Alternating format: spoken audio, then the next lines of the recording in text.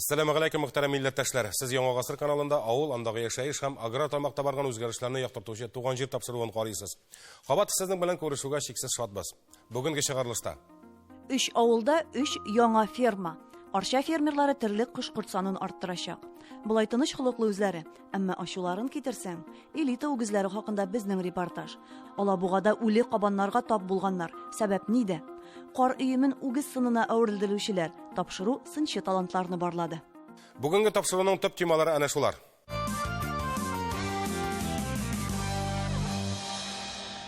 Avulda o'z ishini boshlovchilar haqida shoqti video yozmalar ko'rsatildi. Buyuk To'qayimiz aytmishli, suylav rahat ko'ngilli. Ammo o'zing tutib ishlay boshlasang, hayron-g'ana qiyinliklar bilan uchrashasan. Shunga da avulda ferma tuzib, ko'plab tirlik asrovchilar bu xizmatning ne darajada qatlovli ekanini o'zlariga shamolaydir. Shulayda ular yorti yo'lda to'xtab qoluvchilardan tugil. Bu otnada Orcha rayonida 3 yangi ferma ochildi. Uchisida hukumatning grant programmasi yordamida safqa bosgan. Rayon yetakchisi aytuvuncha, bu yil fermerlar 100 million so'mdan ortiq yerdam aqchalarini o'zlashtirgan. Ular ali o'zlari yonida bir necha kishini ishlaydi, oilalarida mo'lliqda yashatalar.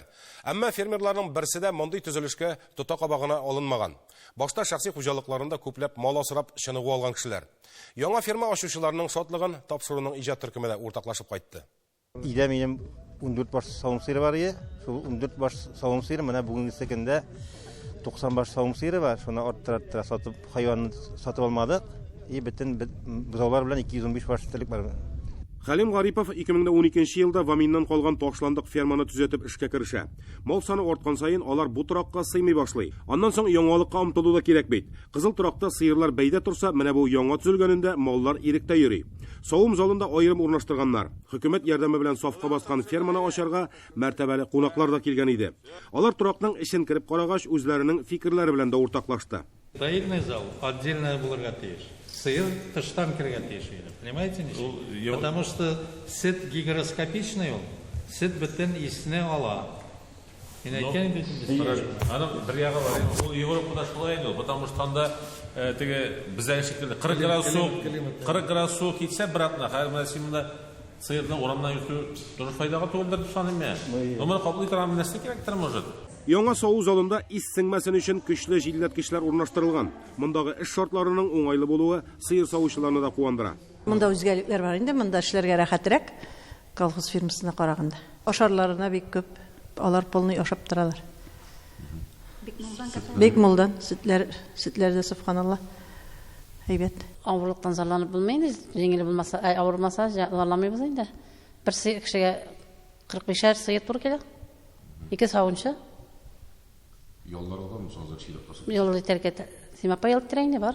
Авыл кешесе бүген эш урыны булганга да разый. Чөнки Мендеш авылы фермалары Ваминнан соң бөтенләй бетте. Күрше югары мәтәскәдәгеләре буш тора. Ул вакытларны әле дә исләреннән чыгармый сыер савучылар. Гөрләп торган чаклары бар инде, аннан соң инде күп кеше күрше авыл тирәләренә таралып бетте инде. Монда эш калмагашыннан Халима абый молодец инде, менә барыбер авыл кешесенә әзме күпме эш урыны бар инде. Хезмәт хакларыннан зарланмыйбыз, Аллага шөкер. Безне хуҗа алар бик абҗайт итми. Тормыш итәргә җитәбез акча. Халим Гарипов яңа ферма төзелешенә 12 миллион сум грант откан. Бүген көндә 1 тоннада 80 килограмм сөт сата. 650 гектар җире бар. Тик менә шул җирләрне эшкәртергә техника искерәк дип уфтана фермер. Хәзер бүтән көчне куеп техника яңартырга дигән фикергә килгән. Тотында 3 миллион 200 меңгә кредит алып менә эшкәш. Шуннан аннары печәнчәп кышар алдык. Шунда җир эшкәртергә бу дыйм алдык. Именно әлтәгән кайс полиция комбайн алдык менә. Аның яртысына тагын түләдек. Менә шулай итеп кернеп, хәзер техника яратабыз инде. Монда бөтен нәрсә акчалар без ортмасак булса, бөтен нәрсәне хәзер күп морадлардан калышмаска, этнәләрдән бөтен технологияны кертеп, хайванны сатырга, исетне күпме кирәк сөт савырга, бөтен кешне шунда биргәй. Икенче тукталыш күрше Күпербаш авылы. Биредә Галауддиновлар гаиләсе ачык кырга чыгып мал утары төзегән. Без электә лапасыбызда 20 баш тирлек асрадык дип искә ала Альберт. 19 елны бу җирләрне оформить иттем. Монда бер нәрсә юк, буш басуы, шул кыйма валендер алып, ферма төзегәндә. 19 елны кескене грантта катнашкан 3 миллион алдым. Шул ул да ярдәм итте инде, әйбәткә. Шул үзебезнең кешеләр белән ферманы төзеп, шушы арчный складлар, печән складлары бөтенләй төзегән. Әлегә симерту өчен 60 баш үгезләре бар. Аларның күбесе ит токымлы. Мондый мал тиз өлгерә. Итне кая урнаштырасы дип тә баш ватмый Галәветдиновлар. Даими сатып алучылары шактый җыелган. Киләчәктә савым сыерларына күчү уе да юк түгел икән. В дальнейшем зурайга айнала берсе, менә тагын да җирләр алдык. Тагын зурайга планнар бар. Монда эшләүчеләрең бармы? Ике рабочий бар. Өстәвенә хатының. Үзебез семья белән балалар не булса, чәчү вакытында 4 рабочий була инде, кыш кына 2 генә рабочий пока. Чәчү җирләре кайрамы? Чәчү гектары быел 80 гектар җир бар, киләсе елга тагын 200 гектар аренда аларга планлаштырабыз.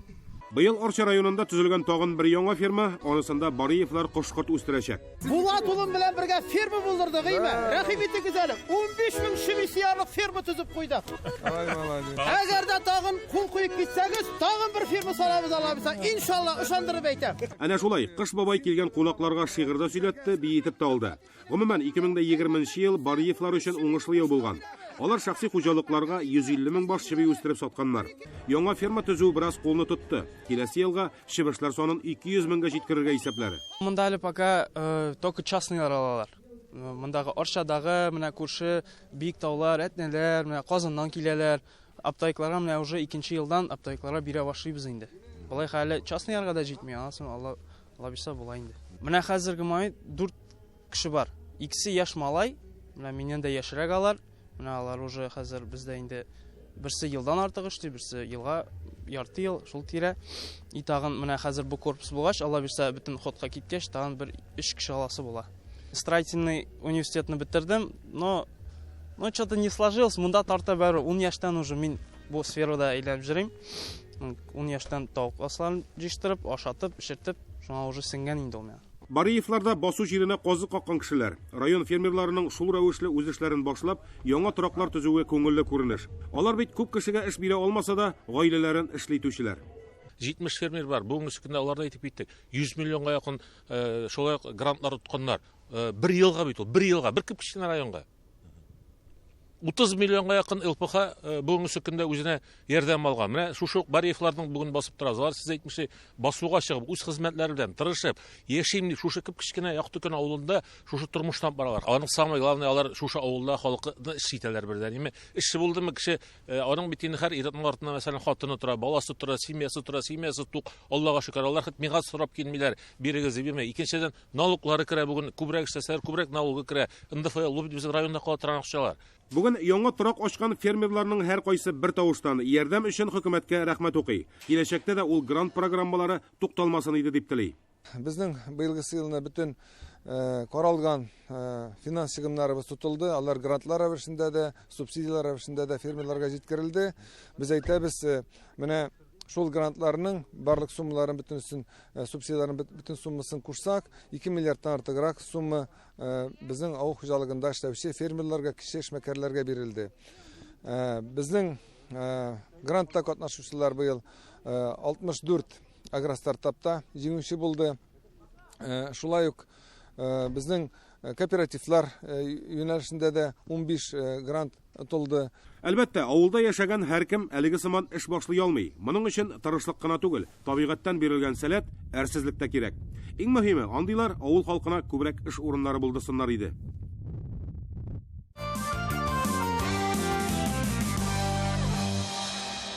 Ике 2020 елда адәм балалары гына түгел, хайваннар дөньясы да тынычлыгын югалтты. Баштарак күрше тирә төбәкләрдә күзәтелгән кош гриппы безгә дә килеп, җитештерүчеләргә шактый зыян салды. Инде менә узган атнада Алабуга районыннан шундый хәбәр ирештерделәр. Беренче очрак Танайка авылы янәшәсендә күзәтелә. Әйләнә-тирә мөхитне саклау оешмасының дәүләт инспекторы үлеп яткан 12 баш кабан дуңгызына тап була. Белгечләр тиз арада анализлар алганнан соң кабаннарда Африка чумасы булуы ачыкланган. Авыру табылган урынның тирә-ягын тикшергәндә тагын үлеп яткан 10 кабан түшкәсенә юлыгалар. Әлбәттә, табылган үләксәләр тиз арада җыеп яндырыла. Хәзерге вакытта шушы урыннан 5 чакрым ераклыктагы радиуста карантин игълан ителде. Ичке эшләр органнары хезмәткәрләре кизү тору нукталарын булдырган. Авыруны таратмау максатыннан аучылар төркемендә сакта торырга мәҗбүр. Дуңгызларның Африка чумасы күзәтелгән зонада, ягъни Танайка, Лекарево һәм Ормалы авылларында 50 баштан артык дуңгыз асралганы билгеле. Бу атнада Татарстан Республикасының министрлар кабинеты каршында махсус штаб оешты һәм беренче утырышында үткәрде. Бүген төп бурыч саклану усулларын төгәл үтәү ди республиканың баш ветеринары Алмаз Хисаметдинов. Ондагы ул җирдәге кабаннарның баш санын киметү, инде булган менә быел буганың 5 километрлы зонада булган кабаннарны юк итү өстендә эшләр алып барыла. Хуҗалыклар белән эш алып барабыз. Әлбәттә, инде мин мөрәҗәгать итәсем килә шәхси хуҗалыкларга, дуңгыз асрый торган зур предприятиеларга, крестьян фермер хуҗалыкларына әлбәттә сак булырга кирәк. Безнең сакны бик күп мәртәбәләр арттырырга кирәк, чөнки безнең ачык предприятиеләребез бик күп. Бүгенге көндә кыргый кабаннан ул бик тиз килә һәм бик тиз тарала. Безнең урманнарга бүгенге көндә мин тәкъдим итәр идем кем йортында дуңгыз асрый бармаска, һәм инде барлык безнең предприятиеләрне нинди генә булуына карамастан ябык типка күчерергә дип.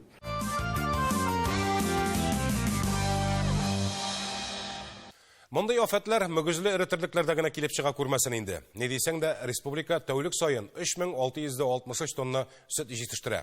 Бу сан узган елга күрсәткечкә караганда 196 тоннага күбрәк. Үсеш 5,16% дигән сүз. Моңа ирешүдә Әтнә, Мамадыш, Күкмара, Саба һәм Азнакай районнары терлекчеләренең өлеше зур. Алар сыер санын арттыруга да җитди карый. Татарстанда бүгенгә 220,900 баш сыер бар. Сыер саны 6000 башка кимегән. Мәгълүм сәбәпләр аркасында Әлки, Әгерҗе, Лениногорский, Минзәлә, Түбәнкама һәм Сарман районнарында саннар түбәндәгәри.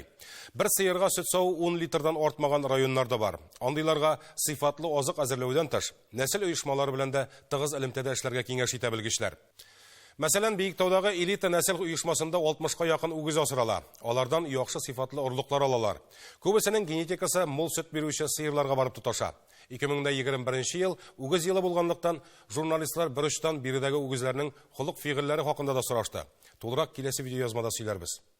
Республика хуҗалыкларына тарала торган орлыклар менә шушы банкта саклана. Элита нәсел предприятиесендә бүген 59 баш үгез асрала. Аларның 4-се ит токымлы үгезләр. Күмәк хуҗалыклар фермерларны сөт юнәлеше күбрәк кызыксындыра. Ә менә шәхси хуҗалыкларда ит токымлы бозаулар алу ихтыяҗы зур. Орлык җыела үгезләрдән. Беренче безнең разбавление бара. Без бүгенге көндә кулланабыз разбавитель французский. Беренче кат разбавление булганнан соң, оценкалар булганнан соң без алып киләбез уже әзер ясалманы, урлыкны лабораторияга. Монда безнең уже фасовка бара. Фасовкадан соң инде фасовка бара паетларга, фасовкадан соң заморозка. Тондырылганнан соң безнең карантин помещениесе бар. Шул карантин помещениесендә бер ай буе карантин үтә инде. Биредә үгезләрдән алынган орлыкларның сыйфатын тикшерүгә дә күренеш. Аңарчы һәр үгез аерым тикшерелә. Аларда йогышлы чирләр булмаган очракта гына орлык алу башлана. Әгәр орлыкның сыйфаты начар икән, аларны хуҗалыкларга җибәрмиләр, утилләштерәләр. Орлыкны тикшердек. Ул безнең 60%-анда пригодный к осеменению, ясалмаларга яраклы сперматозоидлар и аларның күләме 14 миллион бер дозада. Бу ташыма әйбәт дигән күрсәткеч. Бу әйбәт дигән күрсәткеч инде ул безнең 10 миллионнан да ким булырга тиеш түгел. Әлбәттә, орлыкның сыйфаты үгезләрнең организмына үзләрен ничек хис итүенә дә бәйле. Мәсәлән, яз-көз айларында үзгәрешләр сизелә ди белгечләр. Бүген нәсел калдыручы үгезләрне журналистларга да күрсәттеләр. Моның өчен махсус урында эшләп куйганнар. Карап торышка тыныч булсалар да, кайча холыкларын күрсәтеп аларга да күп сорамыйлар. Республика хуҗалыкларында алардан туган бозаулар саны 13 меңнән артып китә. Хәзер күбесе сыер булып җитешкән. Сөт бирү күрсәткечләре дә бик яхшы ди зоотехниклары. Менә бу үгез безнең яшь үгез, Голландия селекциясе, Рейбел кушаматлы үгез. Ул бик күп кенә сөтле районнарда эшли инде безнең Күкмара, Балташ, Әтнәдә, Актаныш, Азнакайда эшли. Аның әнисе, допустим, 167 көнгә инде ярты лактация дип алсак, 11 мең килограмм сөт биргән. Бирегә орлык алу өчен үгезләрне чит илдән кайтартырга тырышалар. Ашату, тәрбия бары тик югары дәрәҗәдә булырга тиеш. Ул үгезләр Америкадан, Европадан, аерып әйткәндә Голландия, Германиядан кайткан үгезләр бар. Шулай ук быелга безнең Европадагы коллегалар белән контракт бар үгезләр кайтару буенча яңа елга кадәр ул партияны көтәбез. Әлеге үгезләрнең орлыкларыннан туган бозаулар сыер булып җитешкән дидек. Аларның елына 13-14 мең литр сөт бирүчеләре дә бар икән. Бу бик зур күрсәткеч санала. Бүген республикада 60лап нәсел хуҗалыгы бар. Алар һәр яклап үз дәрәҗәләрен сакларга бурычлы. Аның беренчесе савылган сөтнең күләме һәм сыйфаты. Элита нәсел оешмасына Татарстан Республикасы президенты ярдәме белән махсус сөтнең сыйфатын тикшерү җайламасы да алынган. Нәсел хуҗалыклары һәр сыердан савылган сөтне шушында китереп, даими тикшертеп торырга бурычлы. Нәни савытларда һәр сыерның аерым коды язылган. Алар һәрбер сыердан бу анализаторда һәр сыердан килгән пробаны тикшереп барырга тиешләр ай сайын. Бу ни өчен кирәк, тагын әйләнеп кайтып әйтәбез. Күпчелеге безнең алып кайткан үгезләрнең ничек яхшырту ягына эшләгәннәрен күзәтеп бару өчен һәрбер сыерны кайсы якка селекцияләү ягына юл тотып эшләр өчен анализлау максатыннан кирәк инде бу безнең аппарат. Нәсел хуҗалыкларын комплекслы тикшерү өчен сөткә генә түгел, әзерләнгән терлек азыгына да төпле анализ ясала. Әлеге лабораторияны быелның июль аенда гына ачып җибәргәннәр. Шуңа да карамастан, аена 150 пробаны тикшерергә өлгерәбез, ди лаборатория мөдире Ләйсән Хайсарова. Китерәләр бөтен Татарстаннан, Чувашиядән алып киләләр, Алла берсә инде скоро Башкириядән алып килә башлыйлар. Аена 100-150 проба эшлибез. Сочные грубые кормнарга 40-41 показатель, а готовые корма анда инде зависимости от корма. Терлек азыгының составын җинтекләп тикшерми торып, рационны дөрес итеп төзү мөмкин түгел. Биредә азыкның 40тан артык төрле матдәсен ачыклыйлар. Аны аңлау өчен дә зоотехникның югары әзерлекле белгеч булуы шарт. Рацион составлять өчен кирәкле показательләр инде ул. Там основные показатели протеиннар, жир, крахмалны Былай да аңлыйлар инде. Бүтән показательләр инде белгән кешегә катлаулырак. Белмәгән кешегә катлаулырак рацион составлять итер өчен кирәкле показательләр инде. Кыскасы, лаборатория терлек азыгын тагын да сыйфатлырак итеп байыту максатын куеп эшли. Үзләрендәге үгезләр өчен дә азык шушында тикшерү үтә. Бүгеннән элита нәсел оешмасы хуҗалыклар фермерлар өчен хезмәт күрсәтү юнәлешен тагын да киңәйтә. Әйтик, сыерны үзләрендәге орлык белән каплатудан тыш, аны бозаулаганчы күзәтеп, контрольдә тоту мөмкинлеге булдырылган. Сыер һәрберсе ясалма орлыкландыруга күп сөт биргәндә бик авырдан килә. Аларның һәрбер авыртуларын билгеләп, вакытында ниндидер лечениедә үткәреп алырга кирәктер, инде ярдәм кирәк. Ансына дагын егетләр группалар җыйдык, машиналар биреп, үзи аппаратлар биреп, бүгенге көндә һәрберсенә барып җитәргә тырышабыз үзи аппарат белән. Әлбәттә, малларның продуктивлыгын арттыру өчен нәсел эше селекция белән дә ныклап эшләү кирәк. Монысы күп хуҗалыкларда аксый торган күренеш. Ә җитешсезлекләрне төзәтүдә элита оешмасы хуҗалыкларга һәрьяклап ярдәм итәргә әзер.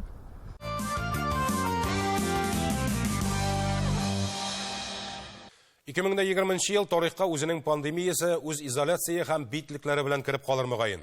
Кызганыч ки, нәкъ менә быел бик күп мәшһүр талантларыбызны югалттык. Урыннары оҗмакта булсын. Икенчедән, әллә интернет шелтәрен бик күп куллана башладылар, әллә халыкның чыннан да 2020 елны тизрәк узатасы килә. Кардан үгез сыннары ясаучыларның күплеге игътибарын җәлеп итте. Авылда да сынчылар бихисап икән бит. Бу атнада хәбәрчеләребез шул сынчы рәссамнарның хезмәтенә күзәтү ясады. Аларның берничәсен сезнең хузурыгызга да тәкъдим итәргә булдык. Тәлгат Җәлиловның көндәлек хезмәте иҗат белән бәйле түгел. Ул Транснефть оешмасында слесарь булып эшли. Ә менә яңа ел алдыннан сынчыга әйләнә дә куя. Аның оста кулы кар өемендә гайрәтле үгезгә әйләндереп куйган. Әллә ниләр ясарга мөмкин. Карыгына булсын ди оста рәссам. Карны каян табалар, шунда китереп ялар инде. Хәзер инде вакыт калмады. Яңа кыр сырап ятырга. 25 көнне чыршыларны ачалар. Әнә шулай, азнакай үгез елын каршы алырга әзер. Ә менә монысы яңа ел рекламасы түгел. Мөслим районы Күбәк авылы. Бу йортта Камаловлар гаиләсе яши. Ирек белән Илфира һәм аларның балалары ел сайын авылдашларын сөендереп, йорт тирәсен матур итеп бизәп куярга гадәтләнгән. 89 елны беренче тапкыр карсын ясаган капка төбенә. Хәзер жыл сайын менә шулай ясап инде. Яңа ел җитәргә менә үзенчә көн кала киләләр дә куясың, карсыннар диләр. Картабы булмый итәлеге.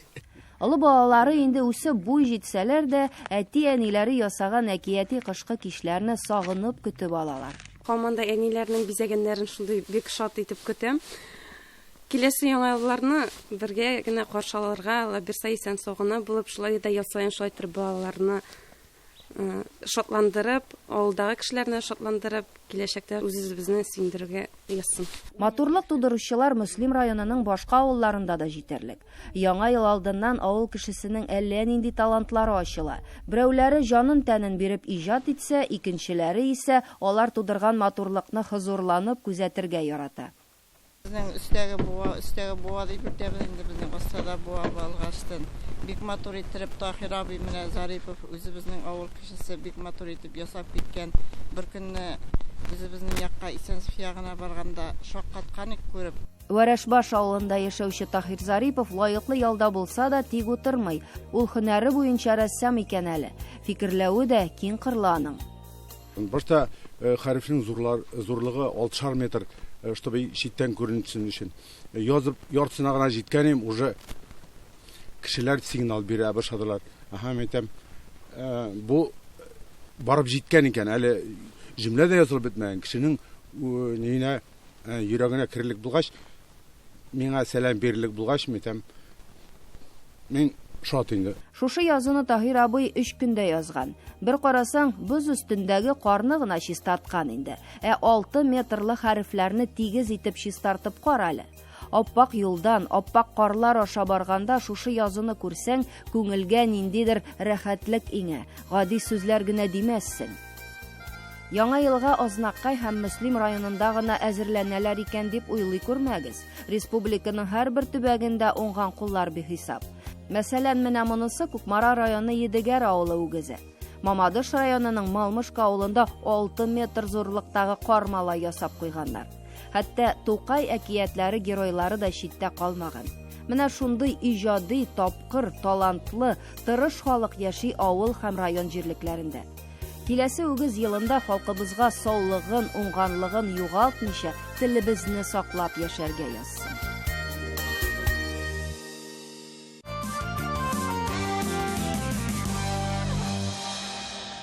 Кош гриппы һәм Африка чумасын исәпкә алмаганда 2020 ел авыл хуҗалыгы өчен уңышлы булды.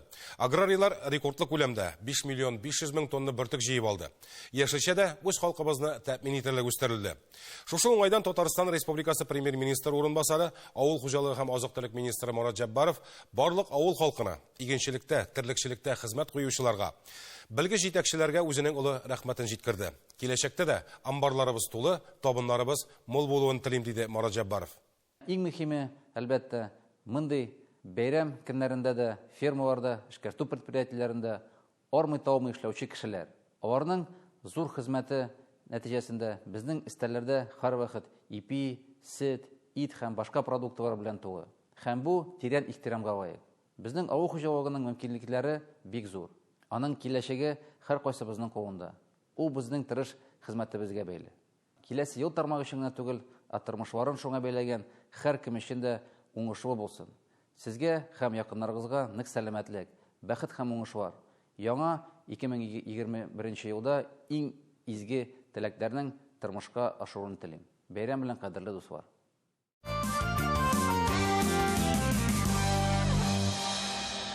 2021 ел үзенең төкле аягы белән килсен. Хәүф-хәтәр, бәла казалары белән сынамасын иде. Һәр кайсыбызга ныклы сәламәтлек, җан тынычлыгы белән иминлектә, муллыкта яшәргә насыйп итсен. Туган җир тапшыруының иҗат төркеме гыйнварда бер айлык чираттагы ялга туктый. Февральнең 1 җомгасында күрешербез, Аллаһ бирсә. Якынлашып килүче яңа ел белән үзегезне.